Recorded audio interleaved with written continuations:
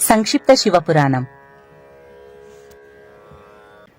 శివుడు భక్త సులభుడు.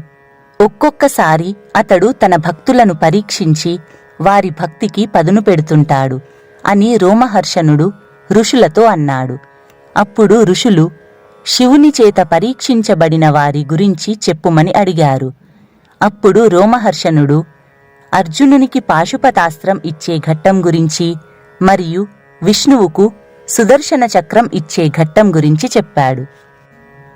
మాయాద్యూతంలో దుర్యోధనుడు పాండవులకు రావలసిన రాజ్యభాగాల్ని వశం చేసుకున్నాడు.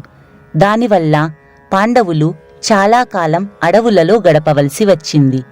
వారు అడవులలో ఉండగా వారిని చూడడానికి వేదవ్యాసుడు వచ్చాడు.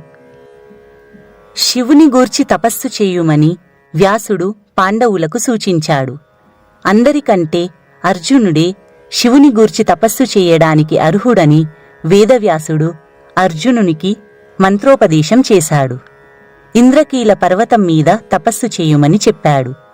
ఇంద్రకీల పర్వతం భాగీరథీ నదీ తీరాన ఉంది.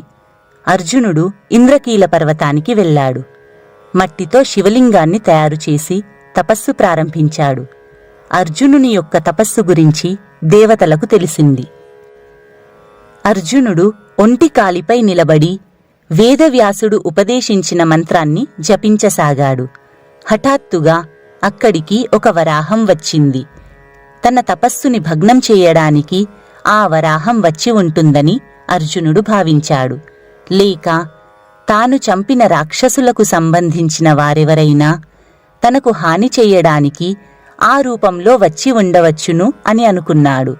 వెంటనే తన విల్లును తీసుకొని ఒక బాణాన్ని దానిమీద ప్రయోగించాడు. శివుడు అర్జునుణ్ణి పరీక్షించదలిచాడు. శివుడు అక్కడికి ఒక వేటగాని రూపంలో వచ్చాడు. శివుడు కూడా అదే సమయంలో వరాహం మీద బాణాన్ని ప్రయోగించాడు. శివుని బాణం వరాహం యొక్క వెనుక భాగంలో గుచ్చుకుంది. అర్జునుని బాణం వరాహం యొక్క నోటిలో గుచ్చుకుంది. వరాహం క్రింద పడి చనిపోయింది. వరాహాన్ని ఎవరు చంపారు అనే విషయంపై ఇద్దరి మధ్య వాదోపవాదాలు జరిగాయి. ఇద్దరూ తామే చంపామన్నారు. ఇద్దరూ యుద్ధం చేశారు. శివుడు ప్రయోగించిన ప్రతి ఆయుధాన్ని అర్జునుడు తిప్పికొట్టాడు. శివుడు కూడా అర్జునుని బాణాల్ని తిప్పికొట్టాడు. ఆయుధాలు పూర్తయిన తరువాత ఇద్దరూ కలియబడ్డారు. కొంతసేపు యుద్ధం జరిగిన తరువాత శివుడు నిజరూపంలో ప్రత్యక్షమయ్యాడు. తాను ఎవరి గురించి తపస్సు చేశాడో ఆ శివునితోనే యుద్ధం చేసినందుకు అర్జునుడు సిగ్గుపడ్డాడు. నన్ను క్షమించండి అని అర్జునుడు అన్నాడు. శివుడు, నేను నిన్ను పరీక్షించాలనుకున్నాను. నువ్వు నా భక్తుడివి.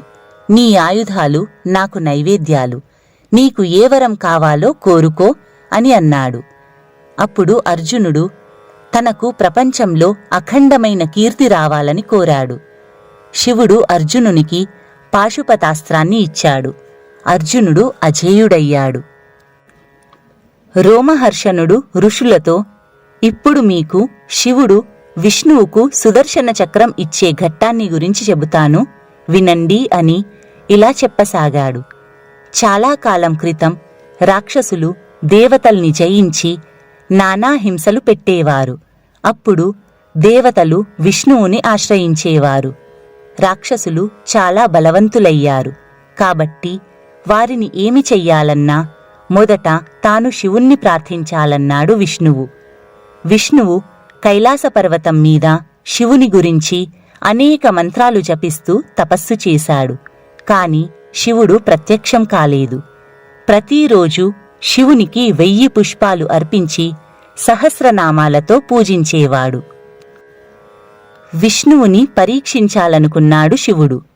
ఒకరోజు విష్ణువు పూజ కోసం ఏర్పాటు చేసుకున్న 1000 పుష్పాలలోంచి ఒకదానిని శివుడు దొంగిలించాడు.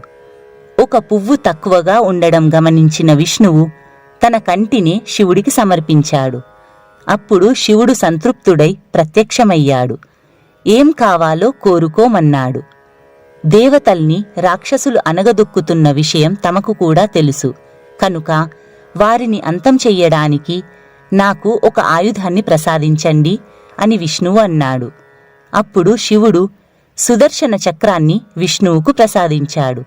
దానితో విష్ణుమూర్తి రాక్షసుల్ని సంహరించాడు.